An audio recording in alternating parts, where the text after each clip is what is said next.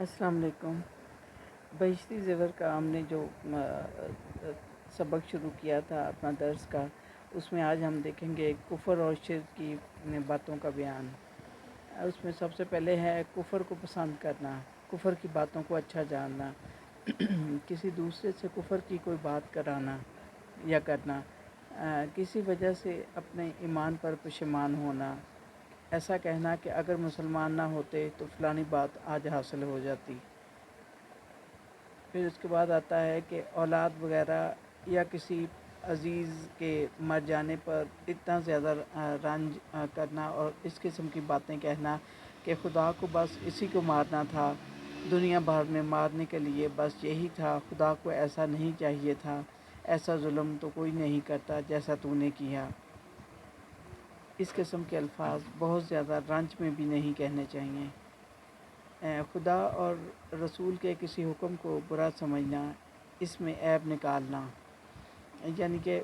خدا اور رسول کا اگر کوئی ایسا حکم جس کو اڈاپٹ کرنے میں، ماننے میں ہمیں تھوڑی سی تکلیف اٹھانی پڑ رہی ہو تو اس کو برا سمجھنے لگ جائیں کہ جی یہ جو ہے یہ اللہ تعالیٰ نے یا رسول اللہ صلی اللہ علیہ وسلم کا یہ فرمان یا حکم جو ہے ان کا یہ صحیح نہیں ہے، اس میں کسی قسم کا کوئی عیب نکالنے لگ جائیں۔ نہیں، بلکہ اس کے بارے میں حکم ہے کہ رسول کریم صلی اللہ علیہ وسلم اور اللہ تعالیٰ نے جو فرمایا ہے اس کو بالکل اسی طرح بغیر کسی حیل و حجت کے اسی طرح مان لینا چاہیے۔ آگے چلتے ہیں، کسی نبی یا فرشتے کو کی حقارت کرنا، ان کو عیب لگانا، یعنی کہ کسی نبی یا فرشتے کو کمتر یا برا سمجھنا، ان میں کوئی عیب نکالنا، کسی بزرگ یا پیر کے ساتھ یہ عقیدہ رکھنا کہ ہمارے سب حال کی اس کو ہر وقت ضرور خبر رہتی ہے۔ اکثر ہم لوگ دیکھتے ہیں کہ کسی پیر یا بزرگ جن کو ہم مانتے ہیں، میں تو نہیں مانتی، خیر اکثر لوگ مانتے ہیں، تو وہ یہ سمجھتے ہیں کہ بس یہ پیر صاحب جو ہیں یا یہ بندہ جو ہے یہ ہمارے تمام احوال سے واقف ہے، اس کو ہمارے ہر حال کی ہر وقت خبر رہتی ہے۔ یہ بہت بری بات ہے۔ نجومی پنڈت یا جس پر جن چڑھا ہو، اس سے غیب کی خبریں پوچھنا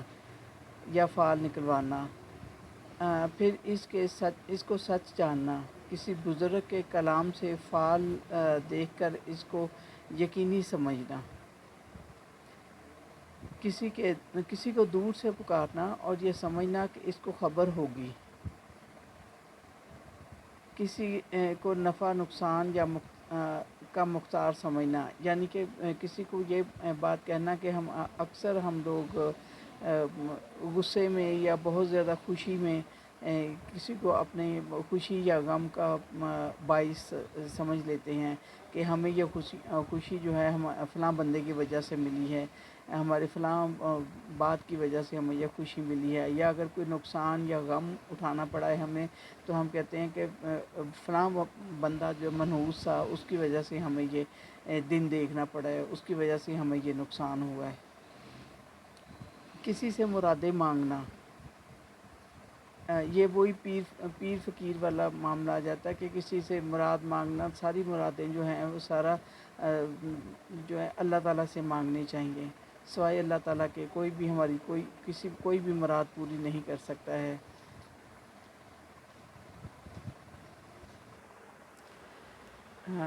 جی، اس کا یہی مطلب ہے کہ کسی سے مرادیں نہیں مانگنی چاہیے۔ ہمارا داتا، ہر چیز دینے والا جو ہے، یا ہمارا پیر فقیر جو بھی ہے وہ سب اللہ میاں ہے، وہی ان پیروں فقیروں کو بھی دیتا ہے، ان داتا کو بھی دیتا ہے، سارا کچھ دیتا ہے۔ اور یہاں تک کہ آپ اکثر لوگ جو ہوتے ہیں وہ نعت کو بھی اتنا بدعت اور اس میں لے جاتے ہیں، شرک میں لے جاتے ہیں کہ وہ نعوذ باللہ رسول اکرم صلی اللہ علیہ وسلم کو سارا کچھ مانتے ہیں اور کہتے ہیں جی رسول اکرم صلی اللہ علیہ وسلم سے مانگیں اور ان کے در پہ جا کے مانگیں، ان کے روضے پہ جا کے مانگیں، وہی ہمیں سارا کچھ دیں گے۔ یہ بھی شرک ہے۔ رسول کریم صلی اللہ علیہ وسلم کو بھی ہم اللہ تعالیٰ سے اوپر درجہ نہیں دے سکتے ہیں، کیونکہ اللہ تعالیٰ، رسول کریم صلی اللہ علیہ وسلم تو سب سے اعلیٰ تھے انسانوں میں، اللہ تعالیٰ کے سب سے محبوب پیغمبر تھے، ان کو اللہ تعالیٰ نے ہر چیز سے نوازا تھا، لیکن جو اللہ تعالیٰ کی ذات ہے وہ رسول کریم صلی اللہ علیہ وسلم سے بھی اوپر ہے، اور جو دینے والا معاملہ ہے وہ صرف اللہ تعالیٰ ہی دیتا ہے۔ زندگی، موت، رزق، خوشی، غم، صحت، تندرستی، یہ ساری چیزیں جو بھی ہے، عقل،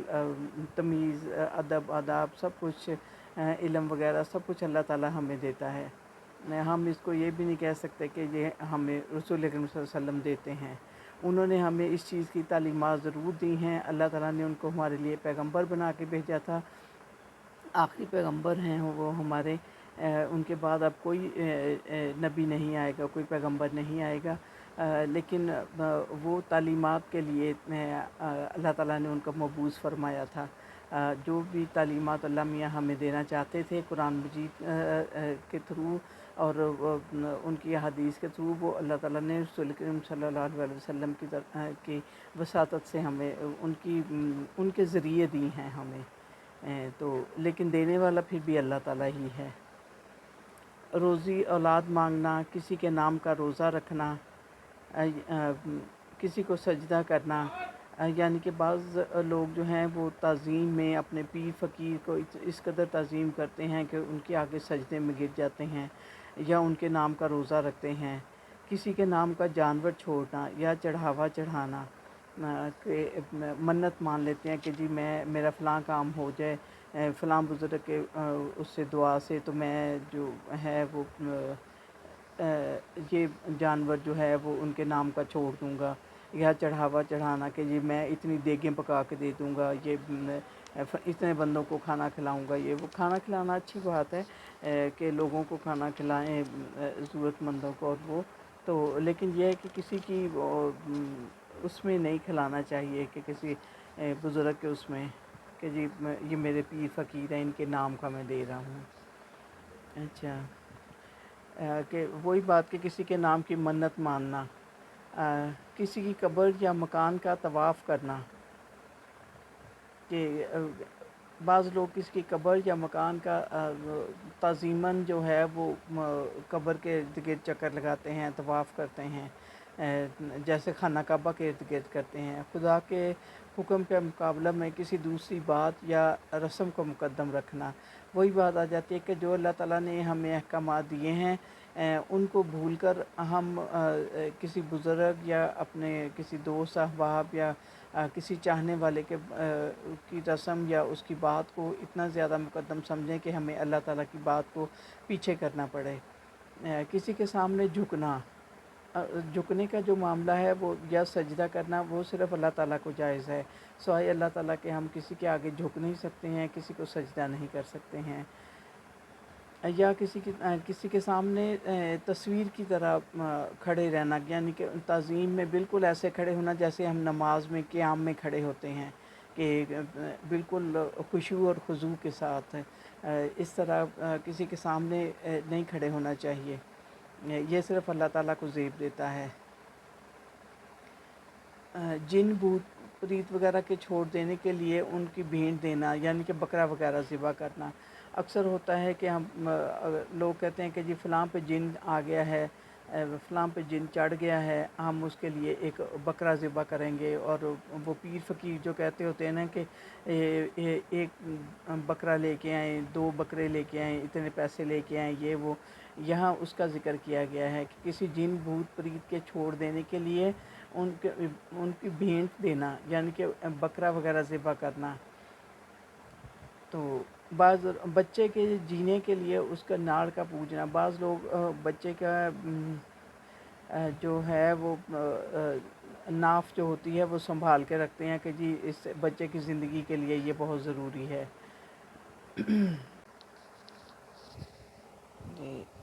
آگے ہم پڑھ رہے تھے کہ کسی جگہ کا کعبہ کے برابر ادب اور تعظیم کرنا، کسی کے نام پر بچہ کے کان ناک چھیدنا، بالی اور بلاک پہنانا، اکثر لوگ کرتے ہیں کہ بچے کا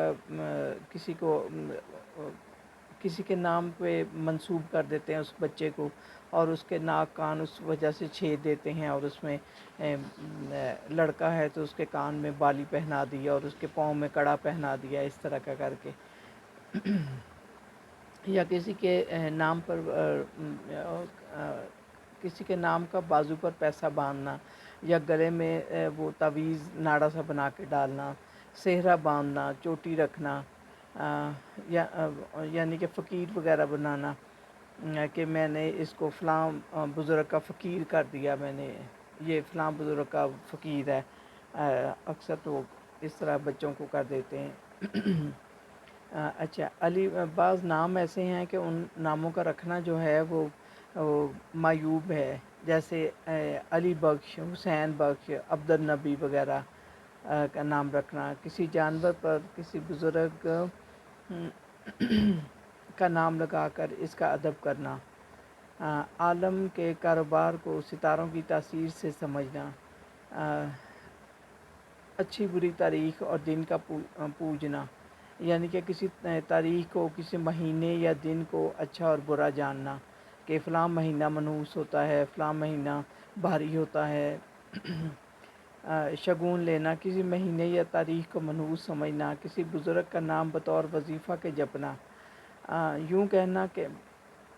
خدا اور رسول اگر چاہے گا تو فلانا کام ہو جائے گا، کسی کے نام یا سر کی قسم کھانا،